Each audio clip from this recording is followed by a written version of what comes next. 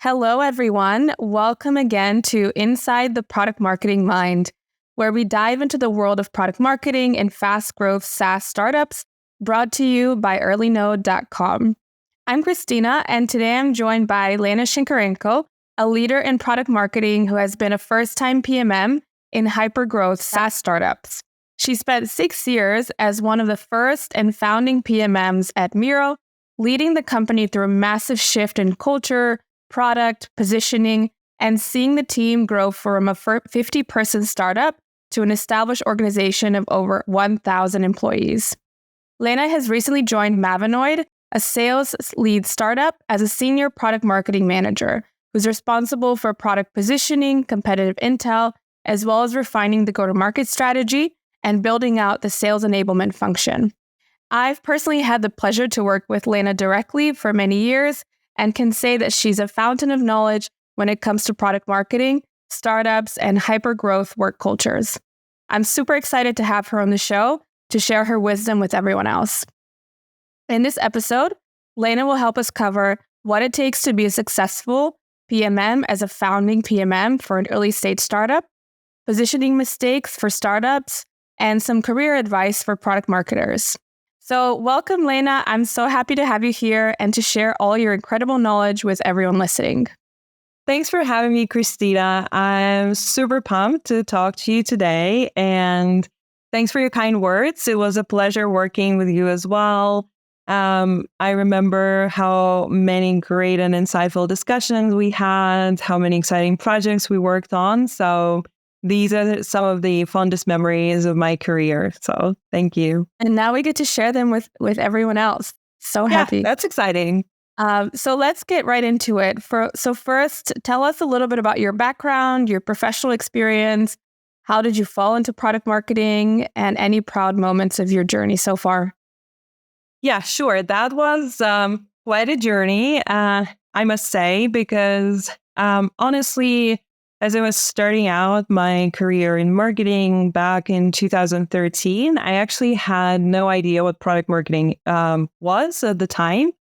And I never really planned to become a product marketer because I think at the time, digital marketing, performance marketing was all the rave. I think content marketing was an emerging discipline that was on the rise. And all I knew that was that I really wanted to get into tech. I was really fascinated by SaaS startups because I read all of those incredible tales of hypergrowth. And that's why I started looking for my first role in tech. And I actually started working for a pretty heavy B2B focused consulting firm that was focused on optimizing oil mining. And this was pretty interesting for me because I realized that, yes, IT world is something that I definitely want to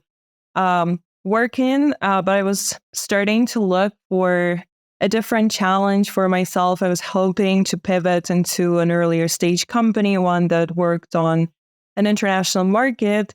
And I happened to meet the founder of Real-Time Board at the time, Andre, and he was hiring his first growth team. So this was how it all started. And he was looking for a growth marketer. At the time, I also wasn't 100% sure what that was. And I was debating if I should join this up-and-coming startup for, I think, about a year, actually. And then eventually, when I started using the product, I realized that I really enjoy it. And it brings an immense amount of value to my everyday workflow. And because I was sold on the value of the product and I got to meet the team, I really liked the team. I was very much fascinated with their mission, with the vision that they had for the product. And that's how I joined Real-Time Board. And it was in 2017, I think. The company just found their product market fit and they were looking to scale acquisition. So for the first few months, I was experimenting with some top of the funnel motions, figuring out how we can scale acquiring new users. And then as we started moving up market and building out our sales team, we realized that there was a gap with sales enablement. And I gravitated naturally towards sales enablement, started working on formulating our positioning, how to describe the value that our product delivers to our customers, started refining personas and use cases. And it actually was a lot of foundational product marketing work.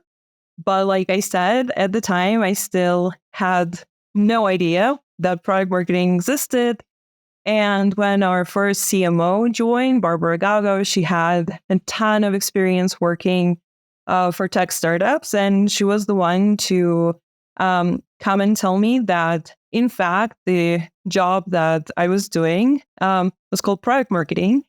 And I think for me, one of the biggest takeaways and something that I tell people who are interested in pivoting into product marketing from a different marketing discipline or potentially even changing jobs dramatically and, becoming a product marketer after working as an analyst, for example, I think my takeaway here is that if you have the soft skills that are needed to be a PMM, if you're empathetic, if you're analytical, if you're comfortable switching gears between being very strategic, having the bird's eye view, and then being super deep in the weeds and being able to formulate the value of a single feature that your product team is working on, you'll probably make a really good product marketing manager.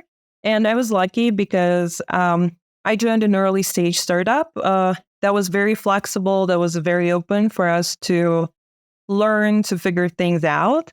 And that is why I had a chance at starting to work as a product marketer.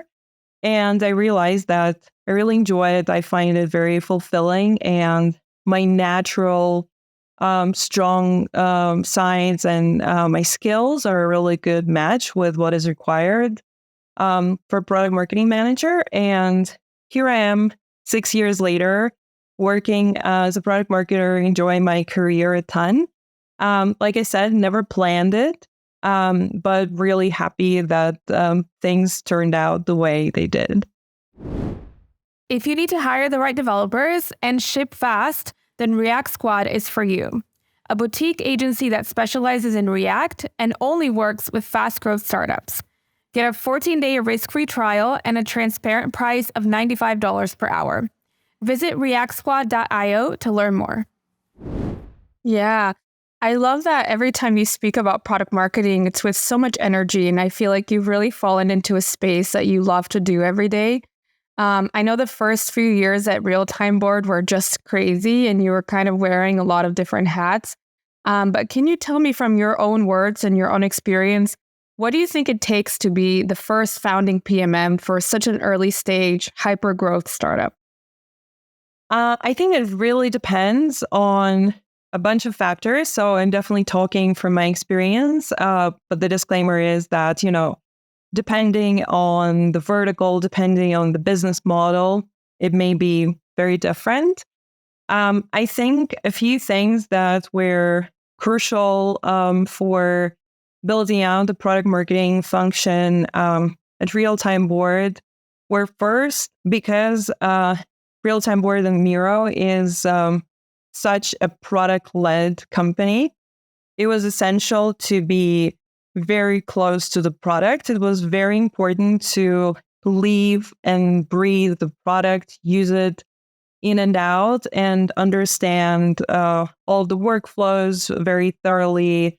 And at the same time, and I think this is one of the things that is very difficult, you need not to fall in love with the product, and you need to try and be as objective as possible and still maintain the ability to look at your product from your user's perspective and your user's lens. Because on the one hand, you need to be this ultimate product expert.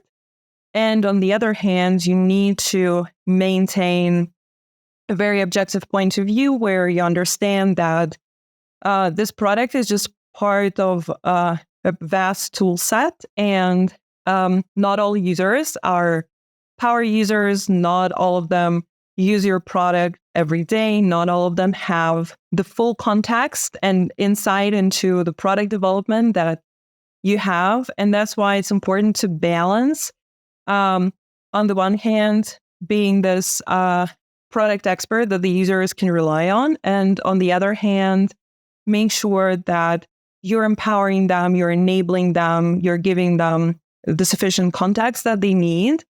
And you're also not overwhelming them, because different types of users need different breadth and depth and exposure to your product's functionality.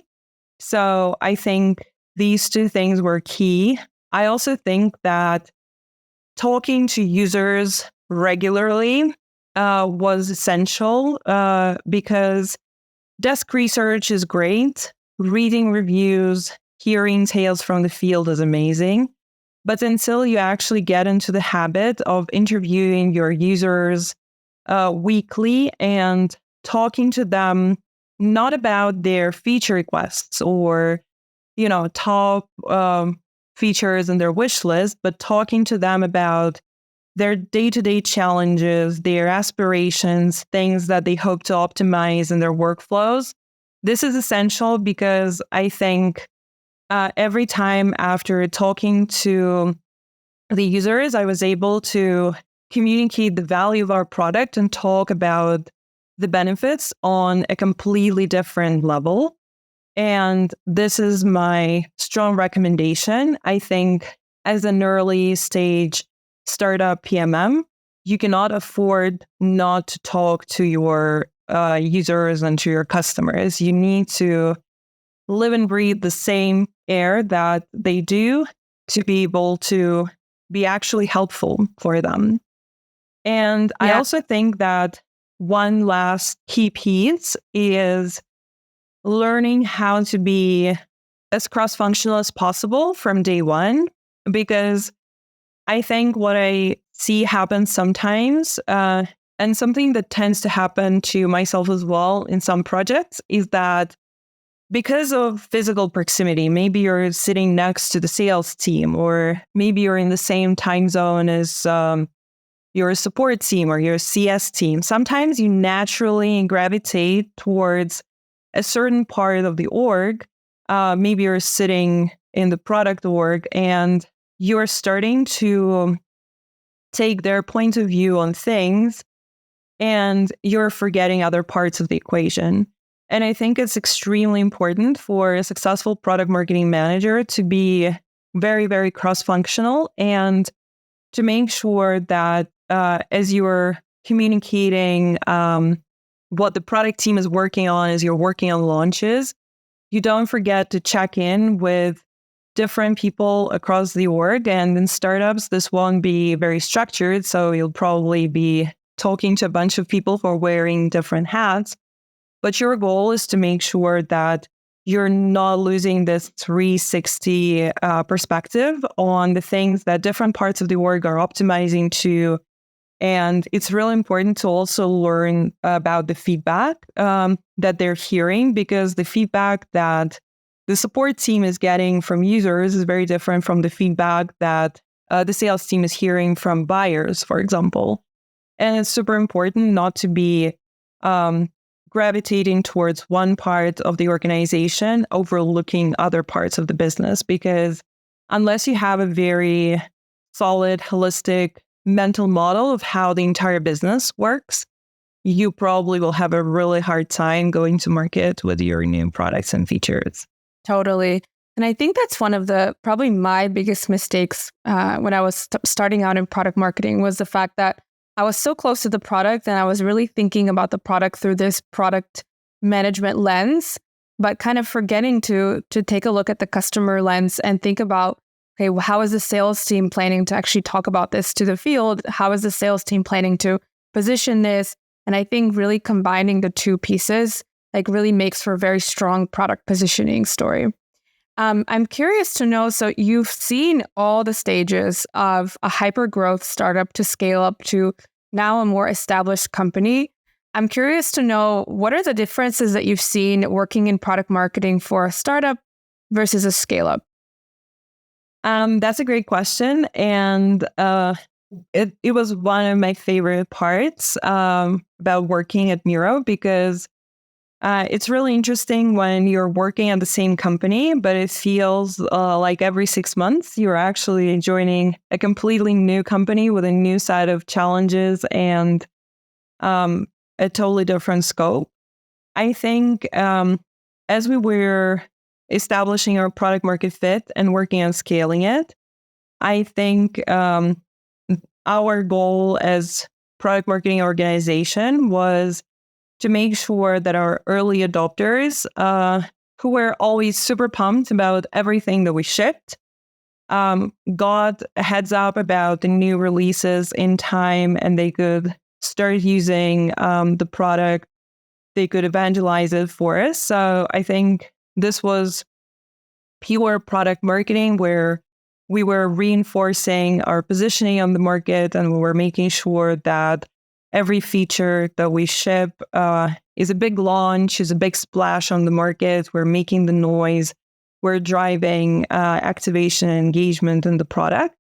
And then as we started growing bigger, as our user base became a lot more diverse, a new set of challenges appeared. First off, we needed to figure out how to nail our go-to-market with our horizontal offering and some more verticalized use cases. So this is where things got a little bit more complex for us, because we needed to make sure that there is alignment between the way different product teams work and the way we communicate our newest features to the market. Because unless we did that, we could run into a situation where we were sending conflicting or confusing messages to the market and making our users doubt what they should use the product for. And when we started moving up market, something that also became a major part of our work was that as we started working with bigger enterprise customers, they obviously appreciated the velocity that we were moving at. And at the same time, things like predictability, reliability, transparency became extremely important for them. So I think from this launch, get people excited, let's go to product hunt mode, we switched into a much more deliberate approach to proactively managing expectations, looping our customers in on our product roadmap, making sure that they feel heard, making sure that they feel that we're taking their feedback into consideration as we're shaping our roadmap. And I think as our organization grew bigger and became more complex, maybe in the early days, 80% of my time was focused on communicating with users, and only 20% of my time were focused on internal communication.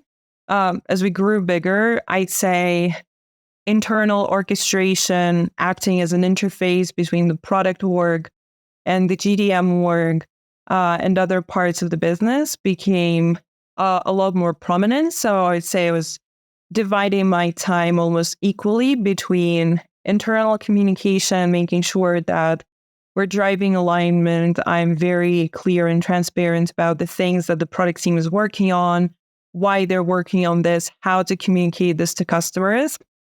And then the remaining 50% of the time was actually directly delivering these messages to our users. So I think that was a big change as well. And I also think that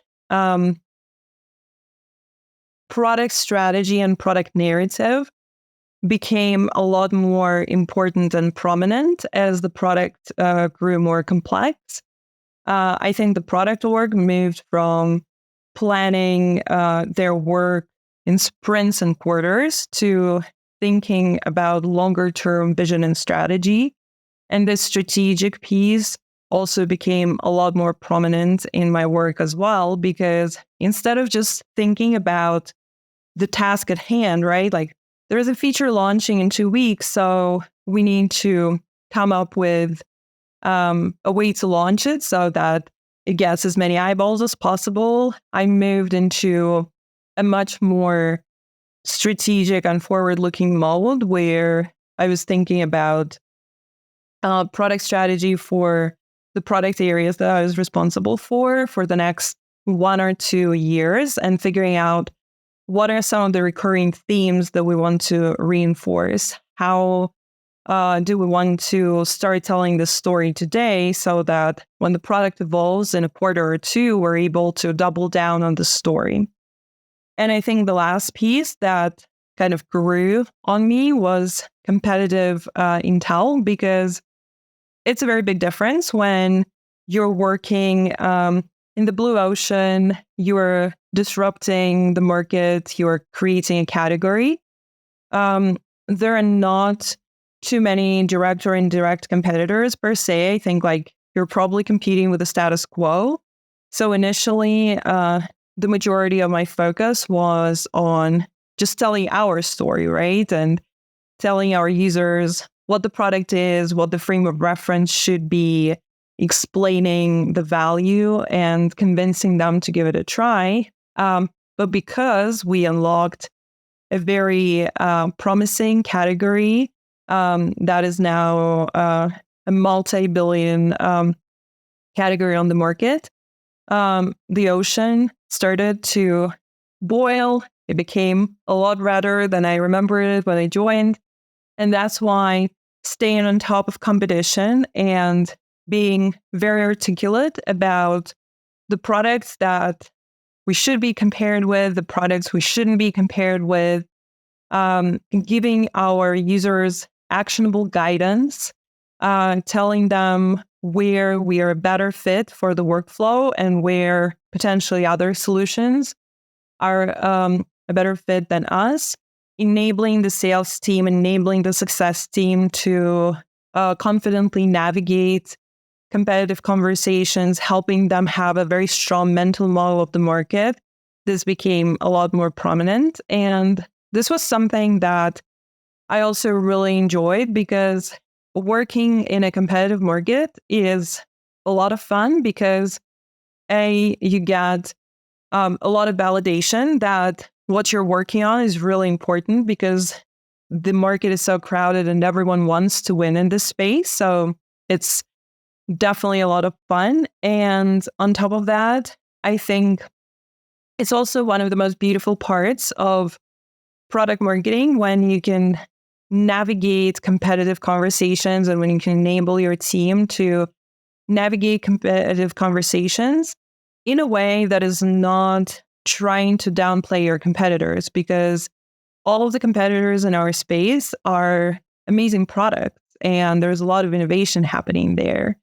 And I think this is where, as a product marketer, you can do a really good job and identify where you have the best product market fit, make sure that you're talking to the right audience, make sure that sometimes you're able to tell your prospects that you're probably not the best fit for their goals, and also being able to highlight your strengths and talk to them instead of, you don't have to necessarily say that competitor A is worse than you at something.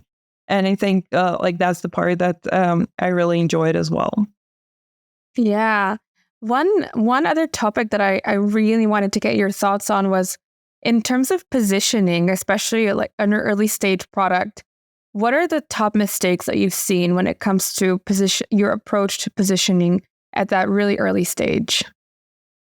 I think there are quite a few that you can make. To begin with, and we are seeing this happen a lot with all of the AI hype right now. I think many early stage startups are a lot of the time very focused on their technology, and all they can talk about is what's under the hood. And we're hearing a lot of AI-powered, AI-enabled solutions. And I think the mistake here is trying to position your product or create a category based on the technology alone. From my experience, there are very few users who have a very strong opinion which technology they want the solution that they're going to use to run on. A lot of the time, yes, they want to know that it's secure, that it's best in class, but they don't necessarily care all that much about what's under the hood. And I think one of the biggest mistakes is getting too focused on the how and not thinking enough about the what. What are you doing for your customers? What are you doing for your market? What part of their workflow are you disrupting? What business value are you ultimately driving? If you're not articulating that, you're definitely missing the mark there. Another mistake that I see quite often is, I think the majority of startup founders are there to make our life better. So they have a great vision. They believe that something is broken and they want to fix it. However, what I see happen is sometimes when they start talking about their product, they're trying to basically ship their product strategy to the market. And they're talking about their vision, their platform approach, or a new shiny category that they envision and they want to create.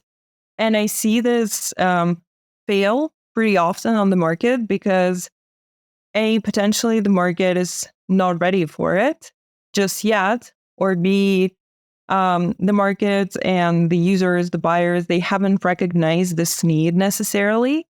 And I think it's really important while having a long-term vision and strategy, just still make sure that the way you're communicating it to the market is resonating with how people think about their workflows, how people think about their objectives, their goals. And I think this is key because there are certain things that will always be an internal document. Most likely, your positioning doc and your product strategy will never materialize one-to-one in a customer-facing artifact. And I think this is super important, not to miss the step.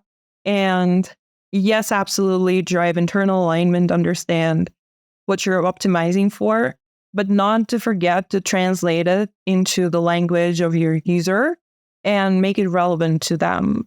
Because I think, again, in the majority of cases, we see many startups that are talking about very ambitious innovation and disruption, but they're failing to explain how what they do and all this amazing technology that they have under the hood is going to make my life as a user better. Totally. I love the examples that you shared, especially around AI. It's such a relevant topic in today's world right now. And I'm so grateful for all of your knowledge that you've shared today around positioning, around mistakes as a first-time PMM in a startup, your amazing experience working in these companies that have, skyrocketed into hyper growth. And I think my biggest learning from today, Lena, has been the fact that you mentioned to not, as a PMM, you should not fall in love with your product. So always try to keep an open mind, always be open to change, always listen to the customers. Because I think we really tend to fall in love with products that we market and that we talk about. And then we sort of develop this bias. So I'm going to take that away. And I want to ask you for one single piece of advice that you want to leave our users with.